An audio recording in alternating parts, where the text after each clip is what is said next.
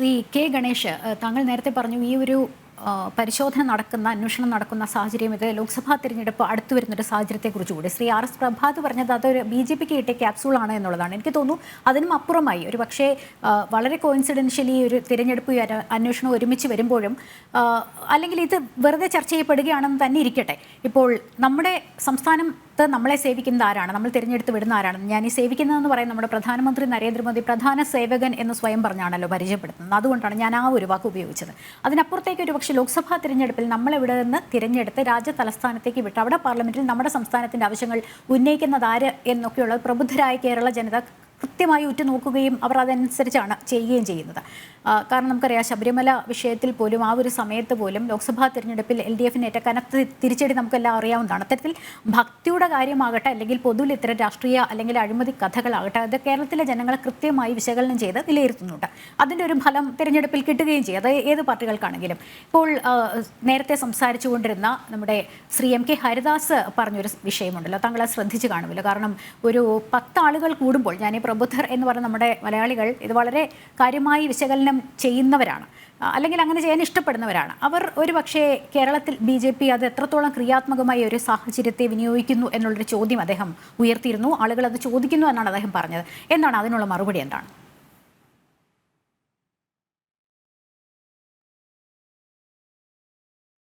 ഒന്ന്, ഈ MK ഹരിദാസ് പറഞ്ഞ ഒരു കാര്യം തെറ്റാണ് എന്നാണ് എനിക്ക് പറയാനുള്ളത്.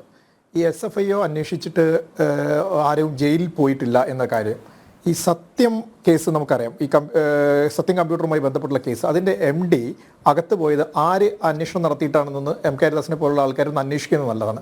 പിന്നെ ഹരിദാസിനെ പോലെയുള്ള ആളുകൾക്ക് എന്തും വിളിച്ചു പറയാം, അത് അവരുടെ ഇഷ്ടമാണ്, അവർക്ക് അതിന് പറയാനുള്ള അവകാശങ്ങളുണ്ട്. അവർക്ക് അത് പാർട്ടിയെ വിമർശിക്കാം, ആരെയും വിമർശിക്കാം എന്ന കാര്യം. ഒരു കാര്യം സൂചിപ്പിക്കട്ടെ, ഇവിടെ പലതരത്തിലുള്ള അന്വേഷണ ഏജൻസികളുടെ അന്വേഷണങ്ങൾ നേരിട്ടുകൊണ്ടിരിക്കുന്ന രാഷ്ട്രീയ നേതാക്കന്മാർ രാജ്യത്ത് പലതരത്തിലുള്ള പല ആൾക്കാരുണ്ട്.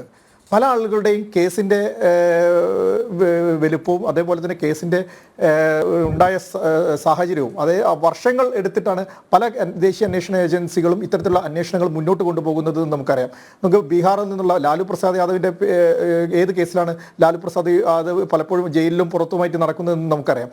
അപ്പോൾ കേന്ദ്ര അന്വേഷണ ഏജൻസികൾക്ക് അതിൻ്റേതായ ഒരു സ്റ്റൈലുണ്ട്. ആ അന്വേഷണ ഏജൻസികൾ ആ സ്റ്റൈലിൽ തന്നെയാണ് മുന്നോട്ട് പോകുന്നത്. അതിലൊരു രാഷ്ട്രീയപരമായിട്ടുള്ള ഇടപെടലുകളും BJP എന്ന നിലയിൽ ഞങ്ങൾ നടത്താറില്ല. ഇവിടെ നമ്മുടെ സ്വർണ്ണക്കള്ളക്കടത്ത് കേസുമായി ബന്ധപ്പെട്ട് നമുക്കറിയാം, സ്വർണ്ണക്കള്ളക്കടത്ത് കേസുമായി ബന്ധപ്പെട്ടിട്ട് ഇപ്പോഴും അന്വേഷണം അവസാനിച്ചിട്ടില്ല, മുന്നോട്ട് പോവുക തന്നെയാണ്. പലപ്പോഴും നമുക്കറിയാം, ചില അന്വേഷണ ഏജൻസികളുമായി ബന്ധപ്പെട്ടുള്ള കാര്യങ്ങളൊക്കെ വരുന്നു. നമ്മൾ ആദ്യം തന്നെ മുന്നോട്ട് വെച്ചിരുന്ന കാര്യം, മുഖ്യമന്ത്രി അന്ന് സ്വർണ്ണക്കള്ളക്കടത്തുമായി ബന്ധപ്പെട്ടുള്ള കാര്യങ്ങളും ഒക്കെ ഇത്തരത്തിലുള്ളതായിരുന്നു. ഇതൊരു രാഷ്ട്രീയ വിഷയമല്ല. ഞാൻ പറഞ്ഞത് ഒരു ഒരു തെരഞ്ഞെടുപ്പ് വരുന്ന സമയത്ത്, ആ തെരഞ്ഞെടുപ്പ് വരുന്ന സമയത്ത് ഇത്തരത്തിലുള്ള വിഷയങ്ങൾ ചർച്ച ചെയ്യപ്പെടും. കേരളത്തിൽ എന്നല്ല, എല്ലാ സ്ഥലങ്ങളിലും ഇത്തരത്തിലുള്ള വിഷയങ്ങൾ ചർച്ച ചെയ്യപ്പെടുക തന്നെ ചെയ്യും. ഈ യാതൊരുവിധ സംശയമൊന്നുമില്ല. പിന്നെ ഒരു കാര്യം, BJP ഒന്നും ചെയ്യുന്നില്ല എന്ന് പറയുന്നത് MK ഹരിദാസിനെ പോലുള്ള ആളുകൾ കണ്ണ് തുറന്ന് കാണണം എന്നതാണ് എനിക്ക് പറയാനുള്ളത്. അല്ലെങ്കിൽ ഒരു ഭാഗത്തേക്ക് മാത്രം കണ്ണ് തുറന്ന് കാണുന്നതിൻ്റെ ചില പ്രശ്നങ്ങളായിരിക്കും ഉണ്ടാവുക എന്നതാണ്. കാരണം നിരവധിയായിട്ടുള്ള സമരങ്ങൾ, അത് ഈ സർക്കാരിനെതിരെ, ആദ്യത്തെ ഒന്നാം പിണറായി വിജയൻ സർക്കാരിനെതിരെ ആണെങ്കിലും രണ്ടാം പിണറായി വിജയൻ സർക്കാരിനെതിരെ ആണെങ്കിലും ഇത്തരം നിരവധിയായിട്ടുള്ള സമരങ്ങൾ, ഈ നിരവധിയായിട്ടുള്ള സമരങ്ങൾ സെക്രട്ടേറിയറ്റിന് മുന്നിലാണെങ്കിലും അല്ലാതെയും ഒക്കെ ആയിട്ട് BJPയുടെ നേതൃത്വത്തിലും മോർച്ചകളുടെ നേതൃത്വത്തിലും ഒക്കെ നടന്നിട്ടുണ്ട് എന്നൊരു കാര്യം. രണ്ടാമത്തെ കാര്യം, ഇത്തരം അന്വേഷണ ഈ സ്വർണ്ണക്കള്ളക്കടത്ത് കേസുമായി നമ്മുടെ ഈ കരിമണൽ ഖനനവുമായി ബന്ധപ്പെട്ടുള്ള കേസുകളിൽ ഞാൻ പറഞ്ഞത്, ഇവിടുത്തെ കേരളത്തിലെ പ്രതിപക്ഷവും ഭരണപക്ഷവും ഒരേ നിലപാടാണ് എടുത്തിരിക്കുന്നത്. MK ഹരിദാസിനെ പോലെയുള്ള ആളുകൾക്ക് അതിനെ ചെറുതായി എന്താ പറയുക, എല്ലാ സംസ്ഥാനത്തിലും മുഴുവൻ സ്ഥലങ്ങളിലും ഇത്തരത്തിലൊക്കെ ഉണ്ടാവും എന്നൊക്കെ പറഞ്ഞു പോവാം. പക്ഷേ ഞങ്ങളെ സംബന്ധിച്ച് ഈ രണ്ട് സംഘടനകൾ പ്രതിപക്ഷമാണെങ്കിലും ഭരണപക്ഷമാണെങ്കിലും ഒരേപോലെയാണ്. കാരണം ആ ഡയറിയിലുള്ള PV എന്നാണെങ്കിലും OC എന്നാണെങ്കിലും ഇത്തരത്തിലുള്ള മറ്റുള്ള പേരുകളാണെങ്കിലും എല്ലാം കേരളത്തിലെ ഭരണപക്ഷ സംഘടനകളിൽപ്പെട്ട ഏറ്റവും പ്രധാനപ്പെട്ട മുതിർന്ന നേതാക്കന്മാരാണ്. ആ പ്രതിപക്ഷ നേതാക്കന്മാരുടെ പേരുള്ളത് കൊണ്ടാണ് ഈ PVയുടെ പേര് ഇവിടെ ശക്തമായിട്ട് നിൽക്കുന്ന സമയത്തും അതിനെതിരെ ശക്തമായിട്ടുള്ള നിലപാട് പറയാൻ കേരളത്തിലെ പ്രതിപക്ഷ രാഷ്ട്രീയ പ്രസ്ഥാനങ്ങൾ തയ്യാറാവാത്തത് എന്നതാണ് ഞാൻ സൂചിപ്പിച്ചത്. അത് കാരണം അതുകൊണ്ട് മാത്രമാണ്. കാരണം അതിൽ വന്ന പേരുകൾ ആരൊക്കെയാണ് പേരുകൾ എന്ന് നമുക്കറിയാം. അത് OC-യുടെ പേരാണെങ്കിലും അല്ലെങ്കിൽ മറ്റുള്ള കേരളത്തിലെ പ്രധാനപ്പെട്ട പ്രതിപക്ഷ നേതാക്കന്മാരുടെ പേരാണെങ്കിലും ആ പേരുകൾ അതിൽ ശക്തമായിട്ട് ആ പേരുകൾ ഉണ്ട് എന്നത് തന്നെയാണ് കാരണം. അപ്പോൾ ഇവരെ തമ്മിലുള്ള ഒത്തുകളിയാണ് ഈ കാര്യത്തിൽ നടത്തിക്കൊണ്ടിരിക്കുന്നത്. അതിൽ യാതൊരുവിധ സംശയവുമില്ല. ഇവരെ എന്ത് വെള്ള പൂശിയാണെങ്കിലും, നിങ്ങൾ എന്ത് രാഷ്ട്രീയ പ്രസ്ഥാനങ്ങൾ സംഭാവന മേടിക്കുന്ന കാര്യം പറയുകയാണെങ്കിലും ഇത്തരത്തിലുള്ള ആളുകളുടെ പേര് ഉള്ളത് കൊണ്ട് തന്നെയാണ് ഇത്തരത്തിലുള്ള എല്ലാ തരത്തിലുള്ള സഹായങ്ങൾ കേരളത്തിന്റെ മുഖ്യമന്ത്രിക്ക് ഇത്തരം അഴിമതി കാണിക്കുന്ന സമയത്ത് ലഭിക്കുന്നുണ്ട്. അത് കേരളത്തിലെ ജനങ്ങൾക്ക് തിരിച്ചറിയുന്നുണ്ട്. അതിൽ വലിയ മാറ്റങ്ങൾ ഉണ്ടാവുക തന്നെ ചെയ്യും, യാതൊരുവിധ സംശയവുമില്ല. ഇത്തരത്തിലുള്ള അന്വേഷണ ഏജൻസികൾ ഇത്തരത്തിലുള്ള കാര്യങ്ങൾ എല്ലാം തന്നെ അന്വേഷണ വിധേയമായിട്ട് തന്നെ നടക്കുക തന്നെ ചെയ്യും, യാതൊരുവിധ സംശയവും വേണ്ട. അതുകൊണ്ട് ഞങ്ങൾ പ്രതീക്ഷിക്കുന്നത് ഇത്തരത്തിലുള്ള ഭരണപക്ഷത്തെ ആളുകളാണെങ്കിലും പ്രതിപക്ഷത്തെ ആളുകളാണെങ്കിലും ഇവർ വാങ്ങിയ പണത്തിന്റെ കണക്കുകൾ ഇത്തരത്തിലുള്ള അന്വേഷണ ഏജൻസികൾ അന്വേഷിക്കുക തന്നെ ചെയ്യും. അതിൽ യാതൊരുവിധ സംശയവുമില്ല. ലക്ഷ്മി. ശ്രീ RS പ്രഭാത്, ഈ ഒരു ചർച്ചയിൽ നിരവധി ചോദ്യങ്ങൾ മറ്റ് വക്താക്കളുടെ ഭാഗത്തുനിന്ന് പാനലിസ്റ്റുകളുടെ ഭാഗത്തുനിന്ന് ഉയർന്നു വന്നിരുന്നു.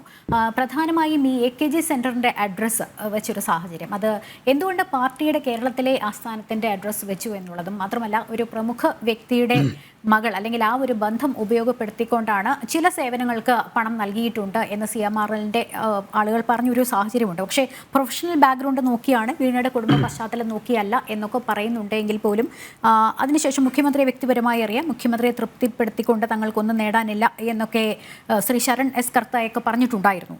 പക്ഷേ അങ്ങനെയാണെങ്കിൽ കൂടിയും തീർച്ചയായും ഒരു പക്ഷേ ഈ കുടുംബ ബന്ധങ്ങൾ അല്ലെങ്കിൽ പാർട്ടിയുടെ ബന്ധങ്ങൾ ഉപയോഗപ്പെടുത്തിയിട്ടുണ്ടാകാം എന്നുള്ളൊരു സംശയം. അല്ലെങ്കിൽ ഈ അന്വേഷണത്തെ ഭയക്കുന്നത് ഈ അന്വേഷണം ചെല്ലുമ്പോൾ എന്തൊക്കെ സേവനങ്ങളാണ് നൽകിയത്, ഈ സോഫ്റ്റ്വെയർ മാനേജ്മെന്റുമായി ബന്ധപ്പെട്ട് ആണ് എന്നുള്ളതാണല്ലോ. പക്ഷെ ആ സോഫ്റ്റ്വെയർ അല്ലെങ്കിൽ അതങ്ങനെ സർവീസ് ചെയ്യാനുള്ള ലൈസൻസ് എക്സാലോജിക്കിനുണ്ടോ എന്നൊക്കെയുള്ള ചോദ്യങ്ങളുണ്ട്. അങ്ങനെയാണെങ്കിൽ എന്ത് സേവനമാണ് നൽകിയത്, ആ സേവനം നൽകിയപ്പോൾ ലഭിച്ച പ്രതിഫലം എന്താണെന്നൊക്കെ പറയുമ്പോൾ തീരുന്ന പ്രശ്നമേ ഉള്ളൂ.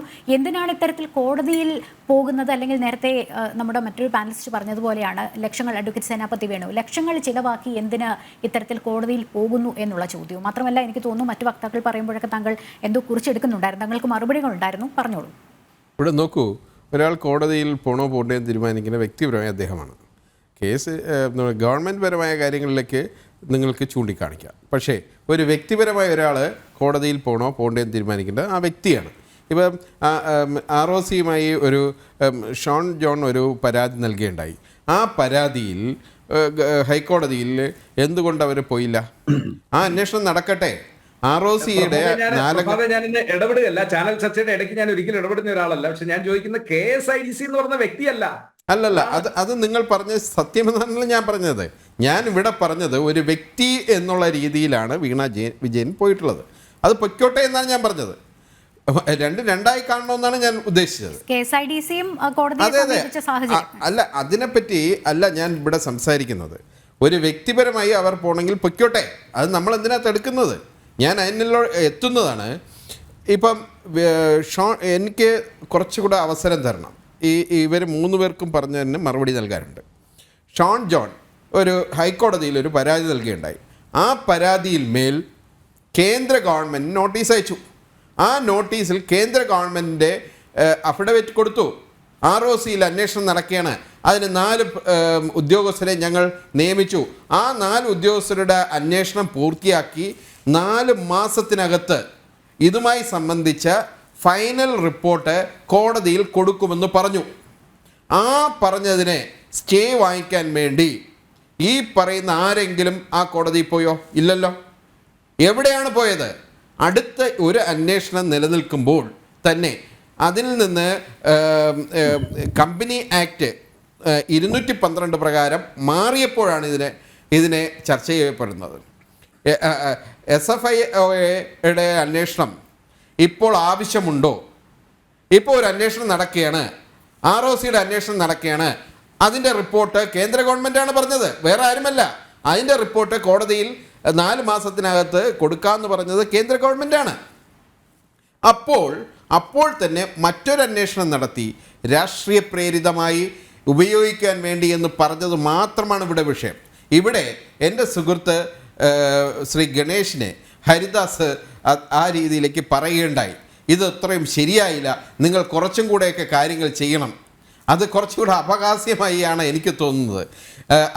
അദ്ദേഹത്തിൻ്റെ LDFൻ്റെ വിരോധം അദ്ദേഹത്തിൻ്റെ മനസ്സിനകത്ത് ഉദിച്ചു നിൽക്കുന്നതുകൊണ്ട് മാത്രമാണ്. അദ്ദേഹം മറ്റൊരു കാര്യം പറയുകയുണ്ടായി, കറ കളഞ്ഞ് പുറത്തു വരണം. കൃത്യമാണ്, കറ കളഞ്ഞ് തന്നെ പുറത്തു വരണം. ഹരിദാസ് മനസ്സിലാക്കേണ്ടത് അജിത് പവാർ അവിടെ കോടിക്കണക്കിന് രൂപയുടെ അഴിമതി കാണിച്ച് ജയിലിലേക്ക് പോകാൻ പോയി. ഞങ്ങളല്ല പറഞ്ഞത്, ശ്രീ നരേന്ദ്രമോദിയാണ് പറഞ്ഞത് ഏറ്റവും വലിയ കള്ളൻ അജിത് പവാർ എന്ന്. ആ അജിത് പവാറിനെ ശ്രീ നരേന്ദ്രമോദി വാഷിംഗ് മെഷീനിലിട്ട് കറ കളഞ്ഞ് ഉപമുഖ്യമന്ത്രിയാക്കി. അതിന് പ്രതികരിക്കണം നിങ്ങൾ. ഹേമന്ത് സോറൻ, അദ്ദേഹത്തിന് നിങ്ങളുടെ കാര്യം പറഞ്ഞു. തൊട്ടടുത്തൊരു സംസ്ഥാനം ഉണ്ടല്ലോ വിശ്വാസിൻ്റെ, ഹേമന്ത് വിശ്വാസ്, അദ്ദേഹം എത്ര കോടി രൂപയുടെ അഴിമതിയാണ് നടത്തിയത്. അദ്ദേഹം BJPയിൽ വന്നപ്പോൾ ഈ നിങ്ങൾ പറഞ്ഞ പോലെ കറ കളഞ്ഞ് പുറത്തു വന്നു, BJP ചേർന്നു. ബംഗാളിൽ BJPയുടെ പ്രസിഡന്റ് അധികാരി അദ്ദേഹം വളരെയധികം ശാരദാ കുംഭകോണ കേസിൽ ദിവസവും ED അദ്ദേഹത്തിൻ്റെ വീട്ടിൽ എന്താ നടന്നത്? അദ്ദേഹം നിങ്ങൾ പറഞ്ഞ വാഷിംഗ് മെഷീനിൽ ഇട്ടു കറ കളഞ്ഞ് തന്നെ പുറത്തു വന്നു. അതുകൊണ്ട് പ്രിയപ്പെട്ട ഹരിദാസ്, കേന്ദ്ര ഗവൺമെൻറ് ഒരു വാഷിംഗ് മെഷീനായിട്ട് ഉപയോഗിക്കുകയാണ്. അവിടെ ആരെങ്കിലും ഇറങ്ങിപ്പോയാൽ അവരുടെ കറ കളഞ്ഞു, അവർ അടുത്ത ദിവസം BJPയിൽ സേഫാണ്. ഇവിടെ BJPയിൽ സേഫ് ആവണമെങ്കിൽ അവരെ പാർട്ടിയിൽ എന്തെങ്കിലും അഴിമതി ഇല്ല എന്നാണോ നിങ്ങൾ പറയുന്നത്? നിങ്ങൾ പറയുമ്പോൾ രണ്ട് ഭാഗം ചിന്തിക്കണം. ഈ രാജ്യത്ത് ഈ കഴിഞ്ഞ ദിവസം സുപ്രീം കോടതിയിൽ ഒരു ചർച്ചയുണ്ടായി. എന്താ ചർച്ച? എങ്ങനെയാണ് BJPക്ക് ഇത്രയും അധികം ഫണ്ട് വന്നത്? 980 കോടിയോളം, അത് ചിലപ്പം അതിനേക്കാളും കൂടുതലായിരിക്കാം. ഫണ്ട് എവിടെ നിന്ന് വന്നു? സുപ്രീം കോടതി ചോദിച്ചതാണ്. ഒന്ന് പരിശോധിച്ചാൽ നിങ്ങൾക്ക് മനസ്സിലാവും. എൻ്റെ ബഹുമാനപ്പെട്ട സേനാപതിയുടെ പാർട്ടിക്ക് 57-58 കോടിയേ ഉള്ളൂ. എത്ര മടങ്ങ്, 300 ഇരട്ടി ഒരു രാജ്യത്തെ ഭരിച്ചുകൊണ്ടിരിക്കുന്ന ഈ രാജ്യം ഭരിച്ചുകൊണ്ടിരിക്കുന്ന ഒരു പാർട്ടിയുടെ ഫണ്ടിൽ വന്നത് എന്താണെന്ന് ഞാനല്ല ചോദിച്ചത്, സുപ്രീം കോടതിയാണ്. അപ്പോൾ നമ്മുടെ ഗവൺമെൻറ്റിൻ്റെ അവിടുത്തെ സോളിസിറ്റർ ജനറൽ പറഞ്ഞ ഇവിടുത്തെ പ്രധാനപ്പെട്ട ബിസിനസ്സുകാർ അവരുടെ ബിസിനസ് ഏത് രീതിയിൽ, അവരുടെ ഓഹരികൾ താഴെ പോവാതെ ഏത് രീതിയിൽ ആണ് നടക്കുന്നത് എന്ന് സംരക്ഷിക്കുന്ന പാർട്ടിയാണ് BJP എന്ന്. ഇവിടുത്തെ സാധാരണ ജനങ്ങൾക്ക് റൊട്ടിയോ അവർക്ക് ഗോതമ്പോ ലഭിക്കാതെ ഈ പട്ടിണി ഇൻഡെക്സിൽ 111ാമത്തെ സ്ഥാനത്ത് നിൽക്കുമ്പോഴാണ് ഇത് പറയുന്നത്. ഭാരത് അരി വന്നല്ലോ, നമുക്കറിയാം. ഇത് പൊതുവിതരണ ശൃംഖലയെ തകർക്കുമെന്ന്. റേഷൻ കടകളിൽ വെള്ളക്കാർഡുകാർക്ക് വരെ 10 രൂപയ്ക്ക് അരി കിട്ടും. അങ്ങനെ പൊതുവിതരണ സമ്പ്രദായത്തെ ശൃംഖല ഒന്നും തകർക്കുന്നതല്ല. അത് കൂടാതെയാണ് ഇത്തരത്തിൽ ആശ്വാസകരമായി അരി വന്നത്. പക്ഷെ അതും രാഷ്ട്രീയ പ്രേരിതം എന്ന് പറഞ്ഞാൽ ആ അരി ഇവിടെ വേവില്ല എന്ന നിലപാടാണ് LDF എടുത്തത്. ജനങ്ങൾ കാണുന്നുണ്ട്. അത് മാത്രമല്ല, നവകേരള യാത്രയുമായി ബന്ധപ്പെട്ട് മുഖ്യമന്ത്രിയും മറ്റൊരു ക്യാബിനറ്റ് ഒന്നാകെ ഇറങ്ങി നടക്കുകയായിരുന്നല്ലോ ബസ്സിൽ. മുഖ്യമന്ത്രിയും മറ്റു മന്ത്രിമാരും ഈ വ്യവസായികളുമായിട്ടൊക്കെ പ്രഭാത ഭക്ഷണം കഴിച്ചത് എന്തിനായിരുന്നു?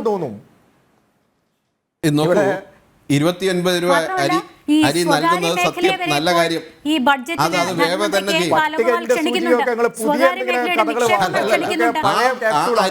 തന്നെ ചെയ്യും, അതിന് യാതൊരു സംശയമില്ല. പക്ഷെ ആ അരി 10 രൂപയ്ക്ക് നിങ്ങൾ നമുക്ക് നൽകുന്ന അരി അതിനൊരു പാക്കറ്റാക്കി 29 കൊടുത്തതിനാണ് ഞങ്ങൾ പറഞ്ഞത്. നമ്മുടെ പൊതുവിതരണ സംവിധാനത്തിനെ തകർക്കുവാൻ വേണ്ടി, പൊതുവിതരണ സംവിധാനത്തിൽ കൂടെ തകർക്കുവാൻ വേണ്ടി നിങ്ങൾ ചെയ്ത ഈ പാക്കറ്റിനെയാണ് ഞങ്ങൾ എതിർക്കുന്നത്. അത് നിങ്ങൾ കൊടുക്കൂ 10 രൂപയ്ക്ക്. കേന്ദ്ര സർക്കാർ നൽകിയ വിഭവങ്ങൾ ഒരു കിറ്റിലാക്കി അതിന് ഗവൺമെന്റ് പൈസ അടയ്ക്കണമെന്ന് പറഞ്ഞവരാണ്. അതിന് ഗവൺമെന്റ് പൈസ അടയ്ക്കണം. നിങ്ങൾക്ക് അത് നമുക്കറിയാം. കിട്ടിയില്ലല്ലോ പാവങ്ങൾക്ക് വലിയ ലക്ഷ്മി, ആ കാര്യത്തിലൊക്കെ നിൽക്കട്ടെ. ഇവിടെ ജനങ്ങൾക്കറിയാം. ഞാൻ പറയുകയായിരുന്നു, ആ പണം തിരിച്ച് ഗവൺമെന്റ് കേന്ദ്ര ഗവൺമെന്റ് വേണമെന്ന് പറഞ്ഞത് ഞാനല്ല. ക്ഷണിച്ചിട്ടുണ്ട്. അത്തരത്തിൽ അടിസ്ഥാന നയങ്ങളിൽ നിന്നൊക്കെ ഇടതുപക്ഷം വ്യതിചലിച്ചുകൊണ്ടിരിക്കുകയാണ്. അപ്പോഴാണ് താങ്കൾ ഈ കോൺഗ്രസിന്റെ BJP-യുടെ ഒക്കെ വ്യവസായികളുമായിട്ടുള്ള ബന്ധത്തെക്കുറിച്ചൊക്കെ പറയുന്നത്. ഞാൻ വ്യവസായികളുടെ ബന്ധത്തിനല്ല പറഞ്ഞത്. ഒരു ഗവൺമെന്റിന്റെ ഒരു സുപ്രീം കോടതിയിൽ അവരുടെ അഡ്വക്കേറ്റ് പറഞ്ഞതേ ഉള്ളൂ. ഞാൻ പറയേണ്ട കാര്യമല്ലല്ലോ, ഞാൻ പറഞ്ഞതല്ലോ. നിങ്ങൾ സുപ്രീം കോടതി രേഖകൾ എടുത്ത് വായിക്കൂ, അപ്പൊ നിങ്ങൾക്ക് മനസ്സിലാവും. എനിക്ക് തോന്നുന്നു ഇന്ത്യ ഒട്ടാകെ പോകുന്നതിന് മുൻപായി എന്തുകൊണ്ട് കേരളത്തിൽ CPM ഇത്തരത്തിൽ പ്രതിരോധത്തിലാകുന്നു, അല്ലെങ്കിൽ മുഖ്യമന്ത്രിയുടെ മകളുടെ കേവലം ഒരു വ്യക്തിയുടെ, താങ്കൾ പറഞ്ഞത് അങ്ങനെ തന്നെയാണല്ലോ, കേവലം ഒരു വ്യക്തിയുടെ പ്രശ്നത്തിൽ എന്തുകൊണ്ട് CPM ഇത്തരത്തിൽ പ്രതിരോധത്തിലാകുന്നു എന്നുള്ളതാണ് നമ്മൾ ഈ ചർച്ചയിൽ ഉന്നയിക്കുന്ന പ്രധാന വിഷയം. അതിലേക്ക് മടങ്ങി വന്നാൽ ഉപകാരമായിരിക്കും, കാരണം നമുക്ക് സമയം കുറച്ചേ ഉള്ളൂ, അതുകൊണ്ടാണ്. ശരി, അതിലേക്ക് മടങ്ങി വരാം. ഞാൻ പറയുന്ന ഒരു പോയിന്റ്, ROCയുടെ അന്വേഷണം നടക്കുകയാണ്. ആ അന്വേഷണം 4 മാസത്തേക്കുള്ള ഒരു ഇത് കേന്ദ്ര ഗവൺമെൻറ് നൽകിയിട്ടുണ്ട്. ആ അന്വേഷണത്തിൽ കൃത്യമാവുമല്ലോ, നമുക്ക് കൃത്യമാവുണ്ട്. നിങ്ങൾക്ക് ഇവിടെ ഇരിക്കുന്ന പാനലിസ്റ്റുകൾക്ക് മൊത്തം ഒരു ജിജ്ഞാസയുള്ളത് എന്ത് സേവനമാണ്. ആ എന്ത് സേവനം എന്നുള്ളത് ROCക്ക് നൽകേണ്ടി വരും. വീണ വിജയൻ, യാതൊരു സംശയമില്ല, അത് നൽകേണ്ടി വരും. ഇപ്പോൾ ഹൈക്കോടതി, കർണാടക ഹൈക്കോടതിയിൽ, ആ ഹൈക്കോടതിയിൽ ഇതിനെപ്പറ്റി ഒരു രേഖ കൊടുക്കേണ്ടി വരും. ആ കോടതി ചോദിക്കും, നിങ്ങൾ എന്താ ചെയ്തത്, നിങ്ങൾ ഇതിനകത്ത് ഏത് സേവനം നൽകിയെന്ന് കോടതി കൊടുക്കേണ്ടി വരും. ആ കൊടുക്കേണ്ട സമയത്ത് കൊടുക്കട്ടെ, അതിനുവേണ്ടി നിങ്ങൾ വെയിറ്റ് ചെയ്യൂ. ഇപ്പം എനിക്ക് മുമ്പേ സംസാരിച്ച ഗണേഷ് ഒരു കാര്യം പറയണ്ടായി, ഇവിടെ സ്വർണ്ണക്കടത്തിൻ്റെ അന്വേഷണം നടക്കുകയാണെന്ന്. അതേപോലെ തന്നെ ഇതും രണ്ടാം പിണറായി സർക്കാരിലേക്ക് വന്നപ്പോൾ നിങ്ങൾ പറയുന്ന ഈ ആരോപണങ്ങൾ, അത് ലക്ഷ്മിയും പറയണ്ടായി, ഇവിടെ ഇത്തരം ആരോപണങ്ങൾ നിൽക്കുമ്പോൾ, ശബരിമല പോലത്തെ വിഷയങ്ങൾ വരുമ്പോൾ ജനങ്ങൾ ചിന്തിക്കുമെന്ന്. ജനങ്ങൾ ചിന്തിച്ചു. നിങ്ങൾ പറഞ്ഞ അഴിമതി ആരോപണം ശരിയല്ല എന്ന് തെളിയിച്ചു. രണ്ടാം പിണറായി സർക്കാർ ഇവിടെ വന്നു. ഞാൻ ആ രീതിയിലല്ല ഇതിനെ എടുക്കുന്നത്, ഇത് വ്യക്തിപരമായ കാര്യമായിട്ട് എടുക്കുന്നത്. അത് നിങ്ങൾ ഉപയോഗിച്ചത് രാഷ്ട്രീയപരമായിട്ടായിരുന്നു. ആ രാഷ്ട്രീയപരമായ കാര്യങ്ങളിൽ നിന്ന് ഇത് വ്യക്തിപരമായ കാര്യങ്ങളിലേക്ക് വരുമ്പോഴാണ് പ്രോബ്ലം വരുന്നത്. ഒരു കമ്മ്യൂണിസ്റ്റുകാരന്റെ വീട്ടിൽ അത് നടക്കാൻ പാടില്ല എന്നുള്ളത് സത്യമാണ്. പക്ഷെ വേറെ കാര്യം, അത് നടന്നിട്ടുണ്ടോ എന്നുള്ളത് തെളിയിക്കേണ്ടത് ഗവൺമെന്റിന്റെ, കേന്ദ്ര ഗവൺമെന്റിന്റെ ഒരു അവരുടെ കാര്യങ്ങളാണ്. അത് നിൽക്കുന്നത് വരെ, അല്ല അത് നിൽക്കുന്നത് വരെ, ഒരു നിമിഷം, അത് വരുന്നത് വരെ, അത് വരുന്നത് വരെ നിങ്ങൾ എന്തിനാണ് ക്രൂശിക്കപ്പെടുന്നത്? എന്തിനാണ് നിങ്ങൾ കുരിശിലേറ്റപ്പെടുന്നത്? അവിടെയാണ് വിഷയം. നിങ്ങൾ ആവശ്യമില്ലാതെ ഒരു വ്യക്തിയെ വ്യക്തിപരമായി അവഹേളിക്കരുത്. അവർക്ക് അവരുടേതായ റൈറ്റ്സ് ഉണ്ട്. ഞാനായാലും നിങ്ങളായാലും റൈറ്റ്സ് ആണ്. പക്ഷെ ആ ഒരു ഇരവാദത്തിനപ്പുറത്തേക്ക് അന്വേഷണത്തെ ധൈര്യത്തോടെ നേരിട്ടാൽ പോരെ എന്നുള്ളത് സെനാപതി വേണു, ഒരു അഭിഭാഷകൻ എന്ന രീതിയിലാണ് താങ്കളോട് ചോദ്യം. കാരണം എന്തുകൊണ്ട് ഇത്രയും കാശ് മുടക്കി അഭിഭാഷകരെ വെച്ച് ഈ നിയമത്തിന്റെ മുന്നിൽ നിന്ന് ഒളിച്ചോടാൻ ശ്രമിക്കുന്നു എന്നൊരു ചോദ്യം ഉന്നയിച്ചിരുന്നു. നമുക്കറിയാം അന്വേഷണം ഏത് ഘട്ടത്തിൽ, കാരണം എതിർകക്ഷികൾ SFIO ഡയറക്ടർ, ഒപ്പം തന്നെ കേന്ദ്ര സർക്കാരുമാണല്ലോ. ഈ അന്വേഷണം ഏത് ഘട്ടത്തിൽ എത്തി നിൽക്കുന്നു എന്നുള്ളത് തീർച്ചയായും കർണാടക ഹൈക്കോടതിയിൽ SFIO വിശദീകരിക്കേണ്ടതുണ്ട്. അപ്പോൾ എന്തിന് ഇത്ര വലിയ പ്രതിരോധത്തിലേക്ക് ഇപ്പോൾ തന്നെ CPM പോകുന്നു എന്നുള്ള പൊതുവായ ചോദ്യം അതവിടെ നിൽക്കട്ടെ. അത് മാത്രമല്ല, കേരള ഹൈക്കോടതി വിഷയത്തിൽ എടുത്ത നിലപാട് അത് തീർച്ചയായും കർണാടക ഹൈക്കോടതി പരിഗണിക്കില്ലേ, അല്ലെങ്കിൽ അത് പരിശോധിക്കില്ലേ?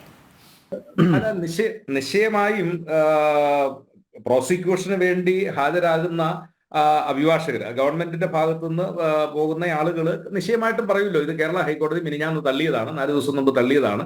അപ്പോൾ സമാനമായി മറ്റ് എന്താ പറഞ്ഞ ചേഞ്ച് ഓഫ് സർക്കംസ്റ്റാൻസുകളൊന്നും ഉണ്ടായിട്ടില്ല. അതുകൊണ്ട് ഇപ്പോ ഇത് പരിഗണിക്കേണ്ടതില്ല എന്നുള്ള ഒരു വിധിയെ സ്വാഭാവികമായിട്ടും വരികയുള്ളൂ. പക്ഷെ അതിനു മുമ്പ്, അങ്ങ് ചോദിച്ച ചോദ്യത്തിന് മുമ്പ് ഗണേഷ് ഇവിടെ വളരെ ദുരുദ്ദേശപരമായ ഒരു ആരോപണം ഉന്നയിക്കുകയുണ്ടായി. അതായത് പ്രതിപക്ഷം ഈ കാര്യത്തിൽ മറ്റ് കാര്യങ്ങളൊന്നും ചെയ്യുന്നില്ല, ഞങ്ങള് ഭരണപക്ഷത്തിനെ സഹായിക്കുന്ന ഒരു നിലപാട് ആണ് സ്വീകരിച്ചത്. അങ്ങ് മനസ്സിലാക്കേണ്ടത്, ഏറ്റവും അടുത്ത ദിവസം നിയമസഭയിൽ ഞങ്ങൾ ഈ വിഷയമായിട്ട് അവതരിപ്പിച്ച അടിയന്തര പ്രമേയത്തിന് സ്പീക്കർ അനുമതി നൽകിയില്ല. അനുമതി നൽകാതിരിക്കാൻ കാരണം ഇത് കോടതിയുടെ പരിഗണനയിൽ ഇരിക്കുന്ന ഒരു വിഷയം എന്നുള്ളതാണ് അദ്ദേഹം പറഞ്ഞത്. കഴിഞ്ഞ 30-ാം തീയതി നമ്മുടെ നിയമസഭ പരിഗണിച്ച ഒരു വിഷയമുണ്ട്, അത് സുപ്രീം കോടതിയുടെ പരിഗണനയിൽ ഇരിക്കുന്നതാണ്. കാരണം കേരളത്തെ അവഗണിക്കുന്നു എന്ന ആ വിഷയവുമായി ബന്ധപ്പെട്ടുകൊണ്ട് ആ കേസ് സുപ്രീം കോടതിയിൽ നിൽക്കുകയാണ്, അതിന്റെ വിധി വരാതിരിക്കുന്നുള്ളൂ. അപ്പൊ സുപ്രീം കോടതിയിൽ നിൽക്കുന്ന ആ വിഷയത്തെക്കുറിച്ചാണ് കഴിഞ്ഞ 30-ാം തീയതി നിയമസഭയിൽ ദീർഘമായി പ്രതിപക്ഷം എന്താ പറഞ്ഞ അടിയന്തര പ്രമേയത്തിന് ഭരണപക്ഷം അനുമതി കൊടുക്കുകയും, അത് ഭരണപക്ഷം കൊണ്ടുവന്ന അടിയന്തര പ്രമേയം അതിന് അനുമതി കൊടുക്കുകയും അതിന്റെ ചർച്ചകളൊക്കെ നടക്കുകയും ചെയ്തിട്ടുള്ളത്. അപ്പൊ ഞാൻ പറഞ്ഞു വന്നത്, പ്രതിപക്ഷത്തിന് ചെയ്യാൻ നിൽക്കുന്ന പ്രതിപക്ഷത്തിന്റെ പരിമിതിയിൽ ഇരുന്നു കൊണ്ട് ഈ കാര്യത്തെക്കുറിച്ച് വളരെ ശക്തമായ സമരങ്ങളും സമരപരിപാടികളും തുടങ്ങിയാണ്. ഇനി ശ്രീ പ്രഭാത് പറഞ്ഞ ഒരു കാര്യത്തിൽ ഒരു വൈരുദ്ധ്യമാണ്. പ്രഭാത് പറഞ്ഞത് ഒരു വ്യക്തി എന്ന നിലയിൽ ശ്രീമതി വീണ തൈക്കണ്ടിക്ക് ഏത് കോടതിയെ സമീപിക്കാനും അവർക്ക് ഇനി അത് സ്റ്റേ ചെയ്യാനോ അതൊക്കെ അവരുടെ സ്വാതന്ത്ര്യമാണ്. വ്യക്തി സ്വാതന്ത്ര്യത്തെ നമ്മൾ ഹനിക്കുന്നില്ല. പക്ഷേ നമ്മൾ അങ്ങ് ചോദിച്ച ഒരു ചോദ്യം, ഇവിടെ CS വൈദ്യനാഥിനെ പോലെ 50 ലക്ഷം രൂപ വക്കീൽ ഫീസ് കൊടുത്ത് ഒരു സുപ്രീം കോടതിയുടെ അഭിഭാഷകൻ വന്നിട്ട് ഇത് സ്റ്റേ ചെയ്യണം എന്ന് പറയുന്നത് അതാണ് അതിന്റെ ഒരു ധാർമ്മികതയേക്കാൾ അപ്പുറത്തേക്ക് അതിന്റെ ഒരു ഭരണകൂടം എന്തുകൊണ്ട്? കാരണം തെറ്റുകളോ കുറ്റങ്ങളോ നടന്നിട്ടുണ്ടെങ്കിൽ അത് അറിയുക എന്നുള്ളതാണല്ലോ ഒരു ഭരണകൂടത്തെ സംബന്ധിച്ചുള്ള കർത്തവ്യം. അപ്പോ ഇങ്ങനെ ഒരു കേസ് വരികയും ഇതിന്റെ ന്യായാന്യായങ്ങൾ കോടതിയിൽ വിചാരണ ചെയ്യപ്പെടുകയും ചെയ്യുമ്പോൾ അത് വിചാരണ ചെയ്യപ്പെടരുത് എന്ന് ഒരു ഭരണകൂടത്തിന്റെ ഭാഗമായി നിൽക്കുന്ന ഒരു പൊതുമേഖലാ സ്ഥാപനം അത് ജനങ്ങളുടെ നികുതി പണമോ അല്ലെങ്കിൽ ഖജനാവിലേക്ക് അടക്കേണ്ടതോ ആയ പണം എടുത്തുകൊണ്ട് അവരങ്ങനെ ഒരു കേസിന് പോകുന്നതിലെ ഒരു സാങ്കത്യം അത് നമ്മുടെ സമൂഹം വളരെ വിശദമായി ചർച്ച ചെയ്യപ്പെടേണ്ടതാണ്. ഇവിടെ എക്സാലോജിക് എന്ന് പറയുന്ന ഒരു കമ്പനി അത് വീണയുടെ സ്വന്തം കമ്പനിയോ അല്ലെങ്കിൽ അവർ പ്രൊമോട്ട് ചെയ്തിരിക്കുന്ന കമ്പനിയോ എന്ന നിലയിൽ കമ്പനി പോകട്ടെ. പക്ഷെ ഒരു പൊതുമേഖലാ സ്ഥാപനം, ഞാനും ലക്ഷ്മിയും ശ്രീ പ്രഭാതും ഹരിദാസും ഗണേശും ഒക്കെ നികുതി പണമായിട്ട് കൊടുക്കുന്നു, അല്ലെങ്കിൽ രാജ്യത്തിന്റെ പൊതുമുതലായി ആ കമ്പനിയുടെ ലാഭം എന്ന് പറയുന്നത് നമുക്കെല്ലാം അർഹതപ്പെട്ട നാടിന്റെ പൊതുമുതലാണ്. അത് CS വൈദ്യനാഥിനെ പോലെ ഒരാൾക്ക് ഡൽഹിയിൽ നിന്ന് വിമാനത്തിൽ വന്ന് 50 ലക്ഷം രൂപ വക്കീൽ ഫീസ് കൊടുത്ത് ഒരു കേസിലെ അന്വേഷണം നടക്കരുത് അല്ലെങ്കിൽ അതിന്റെ കൂടുതൽ തെളിവെടുപ്പുകൾ ഉണ്ടാകരുത് എന്ന ഒരു വാദഗതി ഭരണകൂടത്തിന് വേണ്ടി KSIDC ആ വാദഗതി വെക്കുമ്പോൾ ആ വാദഗതിയുടെ അർത്ഥം അത് ഭരണകൂടം അല്ലെങ്കിൽ ഗവൺമെന്റ് നടത്തുന്ന ഒരു വാദഗതി എന്നുള്ളതാണ്. അവിടെയാണ് ഇതിന്റെ സംശയം വീണ്ടും ഇരട്ടിയായി പുറത്തു വരുന്നത്. ആ സംശയമാണ് ഇവിടെ ഹരിദാസ് പറഞ്ഞ പോലെ കേരളത്തിലെ പൊതുസമൂഹം പാർട്ടിക്കാരോ അല്ലെങ്കിൽ ക്യാപ്സൂളുകൾ നിർമ്മിക്കുന്നവരോ ക്യാപ്സൂളുകൾ മാത്രം വിഴുങ്ങുന്നവരോ വായിക്കുന്നവരോ അല്ലാത്ത കേരളത്തിലെ ഒരു പൊതുസമൂഹം അവരെല്ലാം ചോദിക്കുന്ന ഒരു ചോദ്യമുണ്ടല്ലോ. ആ ചോദ്യം ഈ 1.72 കോടി രൂപ ഇതെന്തിനു വാങ്ങിച്ചു? ഇതിന്റെ സേവനം എന്താണ്? സേവനം എന്താണ് എന്ന് കർണാടക ഹൈക്കോടതിയിൽ പറയും എന്നാണ് ശ്രീ പ്രഭാത് അദ്ദേഹം പ്രത്യാശ പ്രകടിപ്പിച്ചത്. അതല്ല എങ്കിൽ അദ്ദേഹത്തിന്റെ പ്രതീക്ഷ ചോദിക്കുന്നു, കേരള ഹൈക്കോടതിയിൽ ഈ കാര്യം എന്ന് പറഞ്ഞാൽ എന്താണ് ഇത് ഇന്നതാണ് കാര്യമെന്ന് കേരളത്തിലെ പൊതുസമൂഹത്തോട് പറഞ്ഞു കഴിഞ്ഞാൽ എന്താണ് കുഴപ്പം? അപ്പോ ഇവിടെ ആത്യന്തികമായി ലക്ഷ്മി മടിയിൽ കനമുണ്ട്. ആ മടിയിൽ കനം അത് അഴിമതി പണമാണ്. അത് എന്താ പറഞ്ഞ അജിത് പവാറിനെ വാഷിംഗ് മെഷീനിലിട്ട് കറക്കി എന്നുള്ളതൊന്നുമല്ല. ഇവിടെ കമ്മ്യൂണിസ്റ്റുകാർ അത് സീസറുടെ ഭാര്യ സംശയത്തിന് അതീതമായിരിക്കണം. മൂല്യാധിഷ്ഠിത രാഷ്ട്രീയത്തെ കുറിച്ച് കേരളത്തിൽ വിവക്ഷിക്കുന്ന കമ്മ്യൂണിസ്റ്റുകാർ പാർട്ടിയുടെ സംസ്ഥാന ജനറൽ സെക്രട്ടറിയായി ദീർഘകാലം ഇരിക്കുമ്പോഴും സ്വന്തം മക്കൾ ഓട്ടോറിക്ഷ ഓടിക്കുന്നത് കണ്ടുകൊണ്ട് അവൻ പാർട്ടി വാഹനത്തിൽ കയറിയപ്പോൾ മോനെ ഇത് നിനക്ക് കയറാനുള്ളതല്ല, ഇത് പാർട്ടിയുടെ വാഹനമാണ്, നീ നടന്നു വന്നാൽ മതി എന്ന് പറഞ്ഞ ചടയൻ ഗോവിന്ദനെ പോലുള്ള പാർട്ടി നേതാക്കൾ തന്നെ വിദേശത്ത് ചികിത്സയ്ക്ക് കൊണ്ടുപോകാൻ പറഞ്ഞപ്പോ ഈ നാട്ടിലെ പാവപ്പെട്ടവന് കൊയിനാവളവും പാരസെറ്റമോളും മേടിക്കാൻ പണമില്ലാത്തപ്പോ എന്നെ കൊണ്ടുപോകരുത് എന്ന് പറഞ്ഞ ആർ സുഗതനെ പോലുള്ള കമ്മ്യൂണിസ്റ്റുകാർ അവരൊക്കെ ഈ നാട്ടിലുണ്ടായിരുന്നു കമ്മ്യൂണിസത്തിന്റെ ഭാഗമായി. ഈ ഒരു അവസ്ഥ നോക്കി കാണുന്നുണ്ട് എന്നുള്ളതാണ്. ഞാൻ ഇടപെടുകയാണ്, കാരണം സമയം തീരാറായിരിക്കുന്നു. എന്റെ പ്രൊഡ്യൂസർ കണ്ണുരുട്ടുന്നുണ്ട്, അത് കൃത്യമായി ഇന്ന സമയത്തിനകം തീർക്കണമെന്ന് പറയുന്നുണ്ട്. അതുകൊണ്ടാണ് ശ്രീ എം കെ ഹരിദാസ് ഒറ്റ ചോദ്യം പെട്ടെന്ന് നമുക്ക് നിർത്തണം. അതുകൊണ്ടാണ് ഈ BJP വക്താവിലേക്ക് കൂടി പോകേണ്ടതുണ്ട്. ശ്രീ എം കെ ഹരിദാസ്, ഈ AKG സെന്ററിന്റെ മേൽവിലാസം എന്തിനുപയോഗിച്ചു? അല്ലെങ്കിൽ ഇപ്പോൾ ശ്രീ RS പ്രഭാത് പറഞ്ഞ പോലെയാണ് ഒരു വ്യക്തിയെ ക്രൂശിക്കുന്നു എന്നൊക്കെ പറയുന്നു. അങ്ങനെ ക്രൂശിക്കപ്പെടേണ്ട സാഹചര്യം ഉണ്ടോ എന്നുള്ളതാണ്. ഈ ഒരു അന്വേഷണത്തെ സധൈര്യം നേരിട്ടുകൊണ്ട് ഒരുപക്ഷെ കോടതിയിൽ അത് പറഞ്ഞ അല്ലെങ്കിൽ കോടതിയിലേക്ക് പോകാതെ അന്വേഷണ ഏജൻസിക്ക് മുൻപാകെ അത് പറഞ്ഞ് തീർക്കാവുന്ന കാര്യമേ ഉള്ളൂ എന്നുള്ളതാണ്. AKG സെന്ററിന്റെ അഡ്രസ്സ് കൊടുത്തത് കമ്മ്യൂണിസ്റ്റ് പാർട്ടി, അതായത് അടിസ്ഥാന കമ്മ്യൂണിസ്റ്റ് തത്വങ്ങൾ പണയം വെച്ചുകൊണ്ടാണ് ഇന്നത്തെ കേരളത്തിലെ കമ്മ്യൂണിസ്റ്റ് പാർട്ടി മുൻപോട്ട് പോയിക്കൊണ്ടിരിക്കുന്നത്. അപ്പൊ കമ്മ്യൂണിസ്റ്റ് പാർട്ടി എന്ന് പറഞ്ഞു കഴിഞ്ഞാൽ അത് പ്രസ്ഥാനമാണ്, അത് സ്വാതന്ത്ര്യമാണ്, സ്നേഹമാണ്. മറ്റൊരുത്തൻ ഭക്ഷണം കഴിച്ചോ എന്ന് അന്വേഷിച്ച ശേഷമേ അവനവൻ ഭക്ഷണം കഴിക്കാൻ പാടുള്ളൂ എന്നൊക്കെയാണ് ഞാൻ കുറച്ചു കാലം ഈ പാർട്ടിയിൽ പ്രവർത്തിച്ചപ്പോ പാർട്ടി ക്ലാസ്സുകളിൽ നിന്ന് മനസ്സിലാക്കിയിട്ടുള്ളത്. അത് അത്തരത്തിലുള്ള അടിസ്ഥാന തത്വങ്ങൾ മുഴുവൻ പണയം വെച്ചൊരു പാർട്ടി ഒരു വ്യക്തിയിൽ കേന്ദ്രീകരിച്ചുകൊണ്ട് അദ്ദേഹത്തെ കഴുകനായും പുലിയായും കാരണഭൂതനായും ചിത്രീകരിച്ചുകൊണ്ട് മുൻപോട്ട് പോകുമ്പോൾ പാർട്ടി ഓഫീസിന്റെ അഡ്രസ്സ് കൊടുത്തത് എന്തിനാണെന്ന് ചോദിക്കാൻ നമുക്ക് എന്താ അധികാരമുള്ളത്? അത് കൊടുക്കാതിരിക്കുക എന്തെങ്കിലും ആവട്ടെ, അത് നാളെ കോടതി ചോദിക്കുമ്പോൾ അതിന് കൃത്യമായ മറുപടി പറയേണ്ടി വരും എന്നുള്ള കാര്യം ഇവർക്ക് നന്നായിട്ട് അറിയാം. അതുകൊണ്ടാണ് ഇപ്പൊ കർണാടക ഹൈക്കോടതിയിൽ പോയിട്ട് ഈ അന്വേഷണം നിർത്തിവെക്കാൻ വേണ്ടി പറഞ്ഞിരിക്കുന്നത്. അദ്ദേഹം അജിത് പവാറിനെ കുറിച്ചിട്ട് ഒരു മിനിറ്റും കൂടി. അജിത് പവാറിനെ കുറിച്ച് പറഞ്ഞിട്ടുണ്ട്. എന്റെ പൊന്ന് സുഹൃത്തെ, താങ്കൾ ഒരു കാര്യം മനസ്സിലാക്കുക. 985 ഐഷ എന്ന് പറയുന്ന കഥാപ്രസംഗം ശ്രീ സാംബശിവൻ പറയുമ്പോൾ അഭിമാനത്തോടു കൂടി പറയുന്ന ഒരു കാര്യമുണ്ട്. 48 CPM പ്രതിനിധികൾ പാർലമെന്റിലുള്ളപ്പോൾ നമുക്ക് ഉറപ്പുണ്ട് അധികം വൈകാതെ നമുക്ക് ഭരണം പിടിക്കാമെന്നുള്ളൊരു കാര്യം അദ്ദേഹം ഐഷയുടെ കഥാപ്രസംഗത്തിന്റെ ഇടയിൽ അദ്ദേഹം രാഷ്ട്രീയം കലർത്തി പറയുന്ന ശീലം കൊണ്ട് അദ്ദേഹം പറഞ്ഞിട്ടുണ്ട്. ആ അവസ്ഥയിൽ നിന്ന് താങ്കൾക്ക് നമുക്കിപ്പോ 3 MP പാർലമെന്റിലേക്ക് അയക്കാൻ പറ്റിയത് എക്കാലത്തും അനധികൃത സ്വത്ത് സമ്പാദന കേസിൽ എക്കാലത്തും ഖ്യാതി കേട്ടവരാണ് ജയലളിതയും അതുമാതിരി തന്നെ DMKയുടെ കരുണാനിധിയും. ആ 2 പാർട്ടികളെ കൂട്ടുപിടിച്ചുകൊണ്ട് നിങ്ങൾക്ക് 2 MP അയക്കേണ്ട ഗതികേട്. എനിക്ക് നിർത്താനുള്ള സമയമായിട്ടുണ്ട്. എന്താ പറയണ്ടേ പറഞ്ഞോളൂ. എന്താ പറയേണ്ടത്? ശ്രീ കെ ഗണേഷ്, സംസ്ഥാനത്തിന്റെ സാമ്പത്തിക അവസ്ഥ നമുക്കറിയാം. അതൊരു അഴിമതിയുടെ പുറത്താണെങ്കിലും സാമ്പത്തിക മിസ്മാനേജ്മെന്റ് പുറത്തായാലും നമുക്കറിയാം 90 വയസ്സുള്ളവരൊക്കെ ദയാവധം വേണം എന്ന് പറഞ്ഞ് മുന്നോട്ട് വരുന്ന ഒരു സാഹചര്യമാണ്. ക്ഷേമ പെൻഷൻ പോലും കിട്ടാനില്ല. ഇത് നമ്മുടെ പ്രധാനമന്ത്രി നരേന്ദ്രമോദി കഴിഞ്ഞ ദിവസം പാർലമെന്റിൽ പറഞ്ഞിരുന്നു, മോദി എന്ത് ചെയ്താലും മോദിയാണ് ചെയ്യുന്നത്, എന്ത് ക്ഷേമ പദ്ധതികൾ കൊണ്ടുവന്നാലും ക്യാൻസൽ കൾച്ചർ, അതാണ് ക്യാൻസൽ കൾച്ചറാണ് കോൺഗ്രസ് സ്വീകരിക്കുന്നത് എന്നുള്ളത്. ഇവിടെ LDF ഈ കേന്ദ്ര ഏജൻസികളുടെ അന്വേഷണത്തെ നേരിടുന്നതും ഇത് രാഷ്ട്രീയ പ്രേരിതമാണ് എന്ന് പറഞ്ഞുകൊണ്ടാണ്. പക്ഷേ സംസ്ഥാനം സംശുദ്ധമായി സംസ്ഥാന ഭരണം മുന്നോട്ട് പോകണമെങ്കിൽ ഈ അന്വേഷണത്തെ അല്ലാതെ സാധാരണക്കാർ എന്തിനാണ് ആശ്രയിക്കുന്നത് എന്നുള്ളതാണ് താങ്കളുടെ മറുപടി. പെട്ടെന്ന് എനിക്ക് സമയം തന്നു കഴിഞ്ഞാൽ എനിക്കറിയാം ഗണേഷിനോടാണ്. എനിക്ക് സമയം തരട്ടെ, താങ്കളുടെ എല്ലാ സംശയങ്ങളും തീർത്തു തരാം.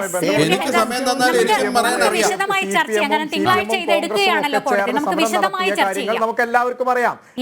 AITC നേതാവ് R ചന്ദ്രശേഖരനും CITU നേതാവായിരുന്ന എളവരം കരീമും ഉൾപ്പെടെയുള്ള ആളുകൾ ഇവിടെ കരിമണൽ എത്തിച്ചു കൊടുക്കണം, അതിനുവേണ്ടി അവിടെ പോയി സമരം ചെയ്ത ആളുകളാണ്. അപ്പൊ ഇത്തരത്തിൽ കൈതോലപ്പായയിലൊക്കെ പല തരത്തിലുള്ള കാര്യങ്ങളും പണവും കൊണ്ടുപോയ ചരിത്രം മുൻകാലഘട്ടങ്ങളിൽ ഇവരൊക്കെ ഒരുമിച്ച് തന്നെയായിരുന്നു എന്നത് തന്നെയായിരുന്നു. കഴിഞ്ഞ 1ാം പിണറായി വിജയൻ മന്ത്രിസഭയിൽ ആരായിരുന്നു കരിമണൽ കർത്തയുടെ കുടുംബക്കാരനായിരുന്ന ആരായിരുന്നു മന്ത്രിയായിരുന്നു ഉണ്ടായിരുന്നത് എന്നതൊക്കെ ഇവിടുത്തെ എല്ലാ ആളുകൾക്കും അറിയാവുന്ന കാര്യമാണ്. ഇവരെങ്ങനെയാണ് ഈ ഇടതുപക്ഷമാണെങ്കിലും കോൺഗ്രസ് ആണെങ്കിലും ഒരുമിച്ച് നിന്ന് ഈ ഇത്തരം കാര്യങ്ങൾക്ക് ഒരുമിച്ച് നിന്ന് തന്നെയായിരുന്നു എന്നതാണ് യാഥാർത്ഥ്യം. അതുകൊണ്ടാണ് ഇവർക്ക് അന്വേഷണ ഏജൻസികളെ, കോടതി ചോദിച്ച പോലെ അന്വേഷണ ഏജൻസികളെ എന്തിനാണ് ഇവർ പേടിച്ചുകൊണ്ടിരിക്കുന്നത്? അന്വേഷണം നടക്കട്ടെ. അന്വേഷണം നടത്തിയിട്ട് എന്താ പറയാ, ഈ അന്വേഷണത്തിൽ നിന്ന് മുക്തമാവുകയാണ് വേണ്ടത്. അല്ലാതെ അന്വേഷണേ പാടില്ല. ഞാൻ മുഖ്യമന്ത്രിയാണ്, എന്റെ കുടുംബം എന്താ പറയാ, ഞാൻ ഈ പെൻഷൻ കൊടുത്ത തുക കൊണ്ടുണ്ടാക്കിയ കമ്പനിയാണ്, അതുകൊണ്ട് അന്വേഷണം പാടില്ല എന്ന് പറയുന്ന ഇത്തരം നിലപാട്, ഇത്തരം എന്താ പറയാ നിലപാടാണ്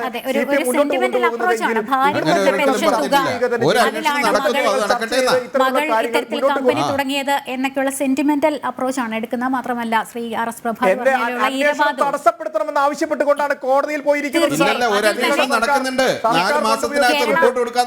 കേരള ഹൈക്കോടതി എടുത്ത നിലപാട് തീർച്ചയായും കർണാടക ഹൈക്കോടതിയിലും അത് തീർച്ചയായും നിർണായകമാകും. തിങ്കളാഴ്ച കർണാടക ഹൈക്കോടതി വിഷയത്തിൽ എന്ത് നിലപാടെടുത്തിരിക്കുന്നു എന്നുള്ളതുകൂടി നോക്കി കാണേണ്ടതുണ്ട്.